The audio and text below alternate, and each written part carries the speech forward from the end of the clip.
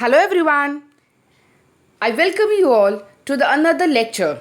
The topic for today's lecture is International Covenant on Economic, Social and Cultural Rights. In short, it can also be said as the ICESCR.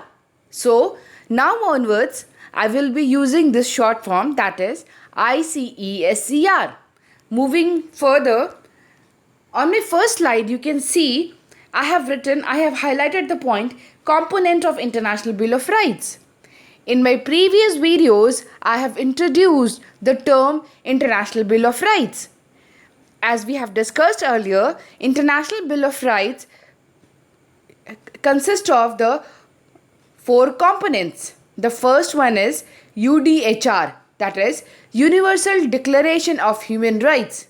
I have already covered this topic in my previous video.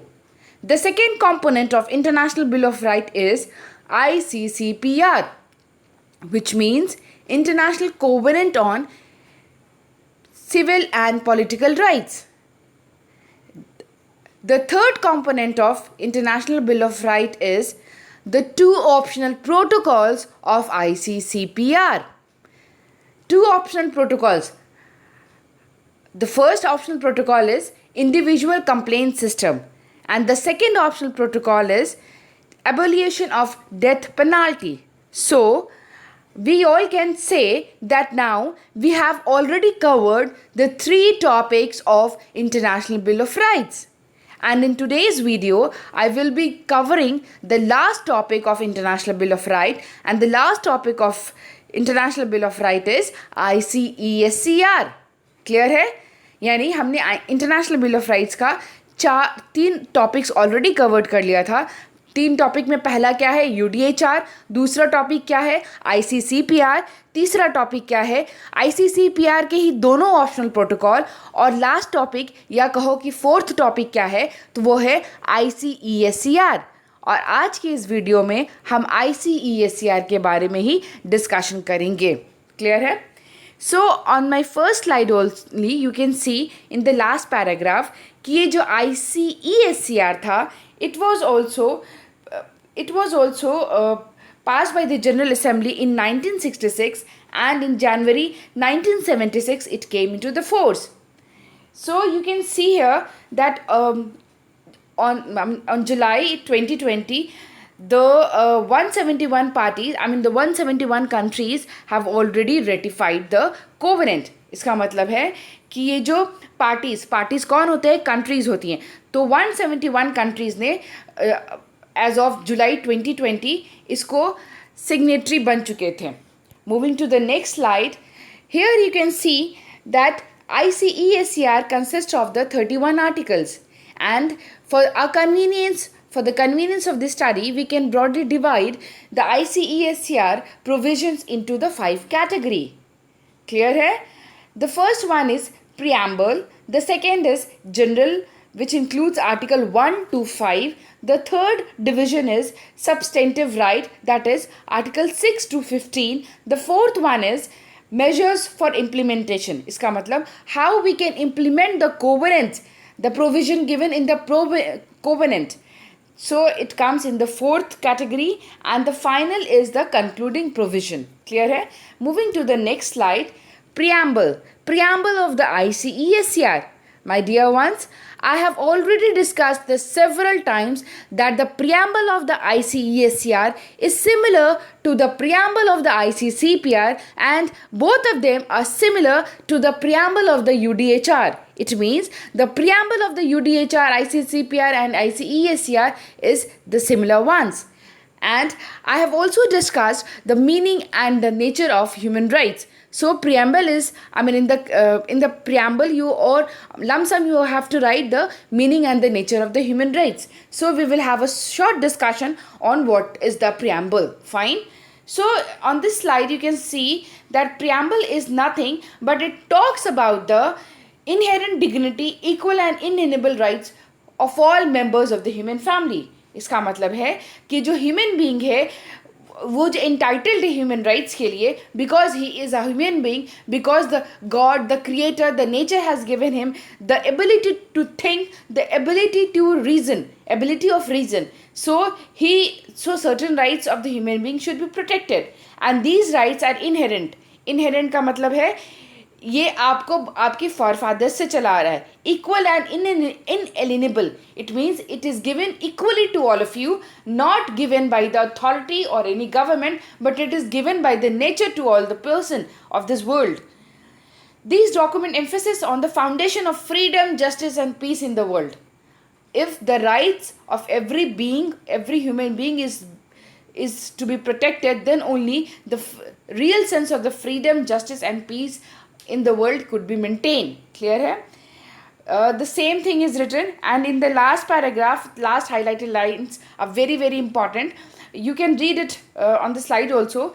Freedom from fear and want can only be achieved if the conditions are created whereby everyone, हाँ, ये जो freedom from fear है and want है, ये जो डर है, जो चाहत है चीज़ों की, ये जो डर है कि आपके अधिकारों को कोई इन्फ्रिंज ना कर ले, कोई अथॉरिटी आपका एग्रेसिव ना हो जाए, कोई अथॉरिटी आपका ऑप्रेसर ना हो जाए, और ये जो बेसिक इम्यूनिटीज़ की आपको चाहत है, जो बेसिक इम्यूनिटीज़ की आपकी नेसेसरी है, इन सारी चीज़ों के लिए ज़रूरी है कि आपकी गवर्नमेंट, आपकी सरकार इन सारे आपके राइट्स को प्रोटेक्ट करे through the covenants, including both the covenants, that is, when your right related to the civil, political, as well as economic, social, and cultural are protected, then only you will be in a better condition, then only you can enjoy this life, then only you can have the better development of your personality. So this all you have to be this all is you have to write in the preamble. Moving to the next, and the next is general articles, general nature of the ICESCR. It is covered in article from 1 to 5.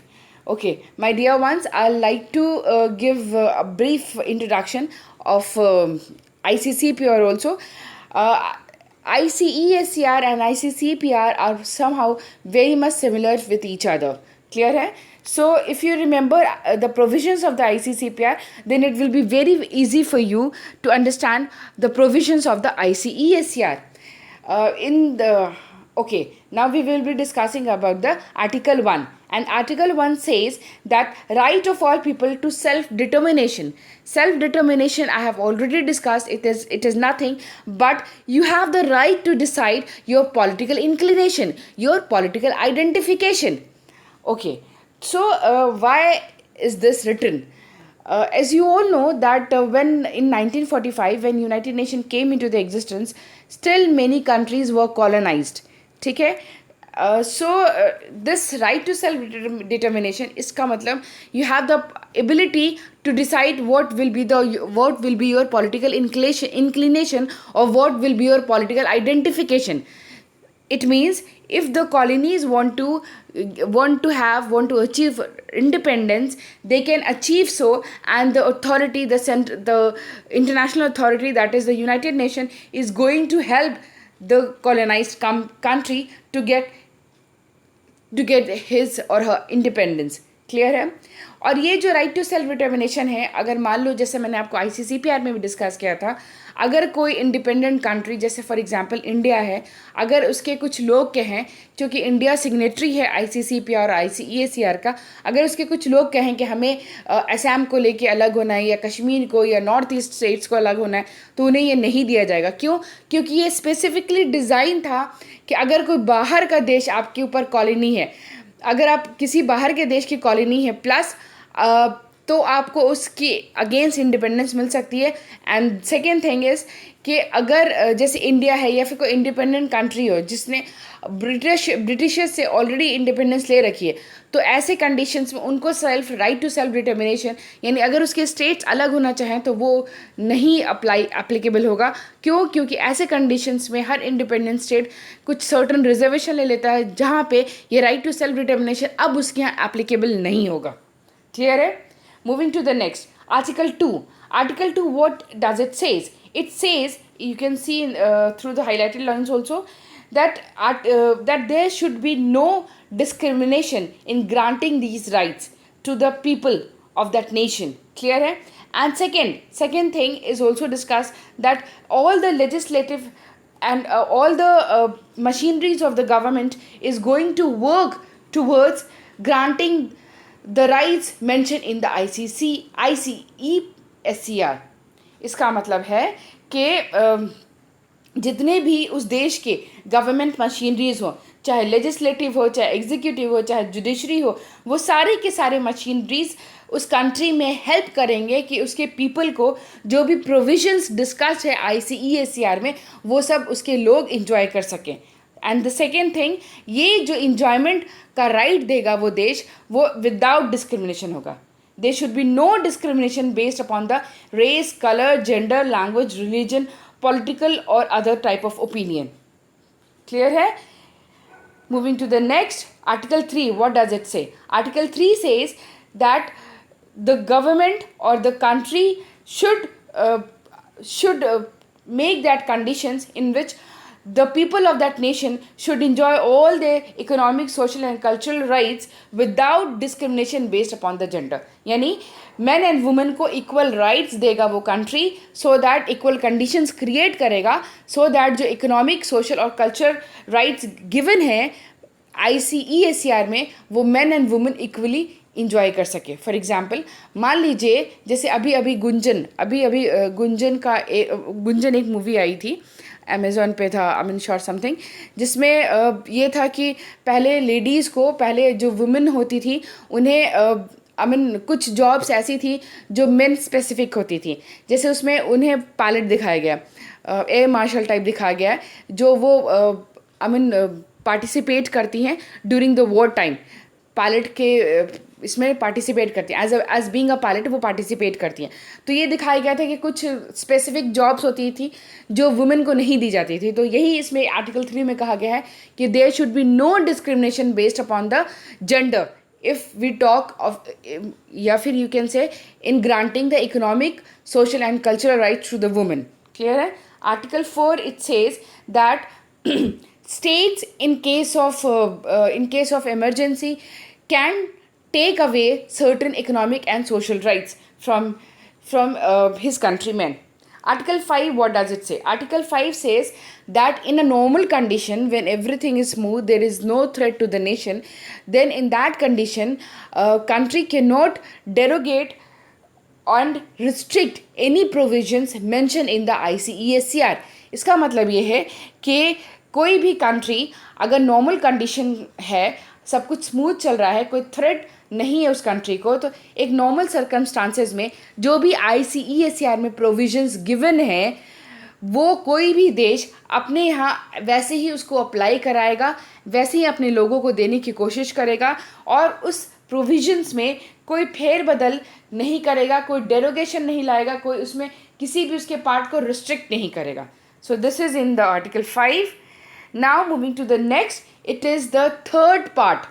आपको याद है ना, I have discussed this with you that ICESCR can be broadly divided into the 5 category. So for the convenience of the study, we can divide it into the 5 category. We have already discussed the preamble. We have done with the general articles. Now moving to the third part, that is the substantive rights. Okay. Now we will be discussing the substantive rights of ICESCR. Substantive rights से क्या मतलब है? इसका सिर्फ ये मतलब होता है कि जो इसका समझो क्रक्स है ICESCR का, या फिर कहो जिस्ट कहो, या फिर इसको कहो कि ये सबसे ज़्यादा एम्फेसिस है इसी के ऊपर. यानी सब जो ICESCR के प्रोविजंस हैं उसका मेन केंद्र क्या है, उसका मेन समरी क्या है, उसका मेन फोकल पॉइंट क्या है, तो वो डिस्कस है पार्ट 3 में. और पार्ट 3 कहाँ से? आर्टिकल 6 से 15 तक है. I am going to read some of the rights so you can easily understand that this covenant discuss the rights related to the economic, social and cultural. Fine. You can see Article 6 says right to work according to the Article 7, work under just and favorable condition. Article 8 says that right to form and join trade unions. Article 9, social security including social insurance. Article 10, what it says, that everyone is can enjoy the family life, including paid parental leave and protection of the children. Article 11, an adequate standard of living. Article 12 specifically deals with the health conditions. Article 13, it deals with the education. Article 14, it deals with the full development of human personality. And lastly, Article 15 deals with the participation in cultural life. Participation in the cultural life से क्या मतलब है, यानी आप अपने culture को protect कर सकते हैं, आप अपनी आइडेंटिटी को प्रोटेक्ट कर सकते हैं, and this protection will also be provided by the authority of the nation as well as by the ICESCR. Moving to the next slide, that is part 4 of the ICESCR. इसमें यह दिया हुआ है कि how we are going to implement the provisions given in the ICESCR. Implementation से क्या मतलब, I have already discuss this the procedure of implementing ICCPR in my previous video. तो ICESCR जब बना था, एट दैट टाइम हम reporting procedure होता है या फिर जो सिग्नेटरी कंट्री हैं जिन्होंने रेक्टिफाई किया है, क्या वो ICESCR के प्रोविजंस को अपने देश में इम्प्लीमेंट कर रहे हैं. ऐसा तो नहीं है कि वो इन्फ्रिंज कर रहे हैं, ऐसा तो नहीं है कि किसी राइट्स को वो डेरोगेट कर रहे हैं लोगों के. तो ये सब सही से इम्प्लीमेंट हो रहा है कि नहीं, ये सब मशीनरी, इसको चेक करने के लिए कौन सी उनके पास मशीनरी थी, ICESCR के पास कौन सी मशीनरी थी. इन द बिगनिंग उनके पास कोई स्पेसिफिक ऑफिस नहीं था, ये सारा का सारा काम उनका चेक करता था. ये आप you can see that it is economic and social council of United nation के जो ऑर्गन्स हैं उसमें एक पॉलिटिकल ऑर्गन है जिसका नाम है इकोनॉमिक एंड सोशल काउंसिल. पहले जो ICESCR के जितने सारे काम थे, जितना सारा समझो उनका ऑफिस है, जितने सारे उनकी प्रोसीडिंग्स होनी है, उसके इम्प्लीमेंटेशन होना है, उसका कहाँ फेलियर हो रहा है, कैसे प्रोटेक्शन करना है, ये सब पहले किसकी जिम्मेदारी थी, इकोसॉक की, इकोनॉमिक एंड सोशल काउंसिल की. लेकिन बाद में ये उतने सक्सेसफुल नहीं हुए, तो बाद में इनका भी एक प्रॉपर ऑफिस हो गया, यानी committee on economic and social council.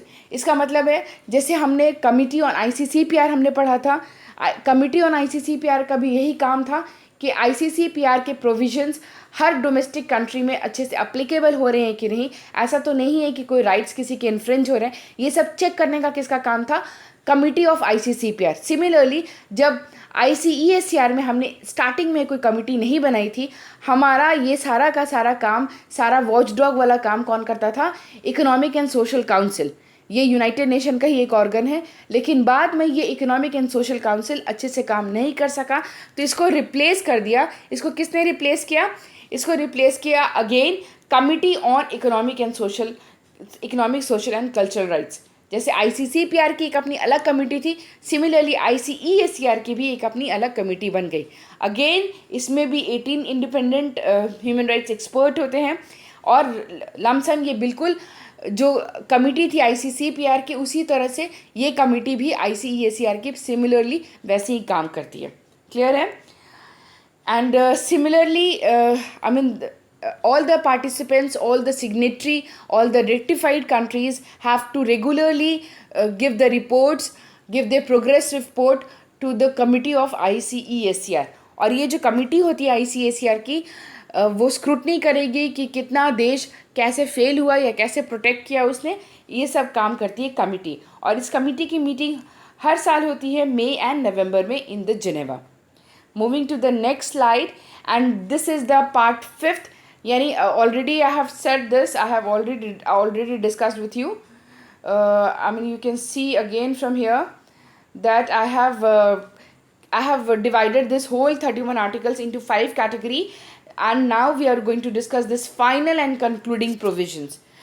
So in the final and concluding provisions, you all can see that it is very short.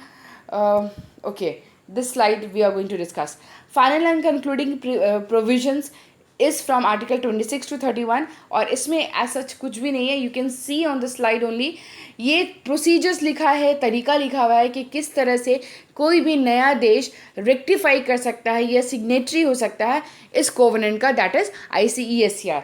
तो देखो यहाँ पे क्या आर्टिकल 26 क्या कहता है कि deals with the provision such as signature, ratification और एसेशन, यानी कोई भी देश अगर चाहे तो वो सिग्नेटरी हो जाए, यानी सिर्फ साइन करके रहते, रेटिफाई करे यानी अकॉर्डिंगली उसमें इम्प्लीमेंट करने की कोशिश करे अपने देश में, एसेशन करे यानी थोड़े से लॉज भी वैसे मोल्ड करें सो दैट कि प्रोविजंस ऑफ द ICESCR देश में एप्लीकेबल हो सके।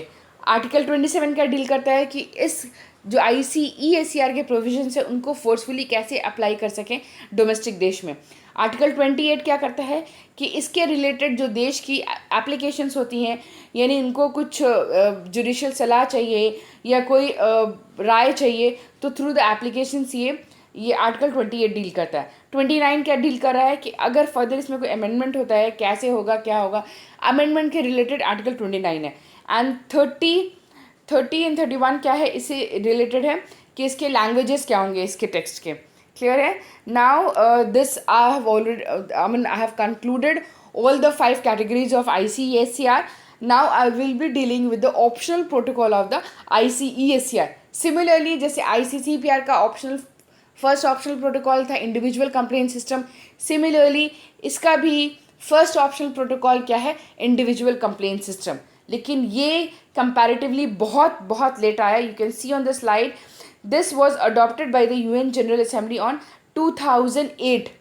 ये 2008 में इंडिविजुअल कंप्लेंट सिस्टम आया और ये इंटर इनटू फोर्स कब हुआ, 2013 में। So this is all about the ICESCR. I hope you like it. Thank you for watching.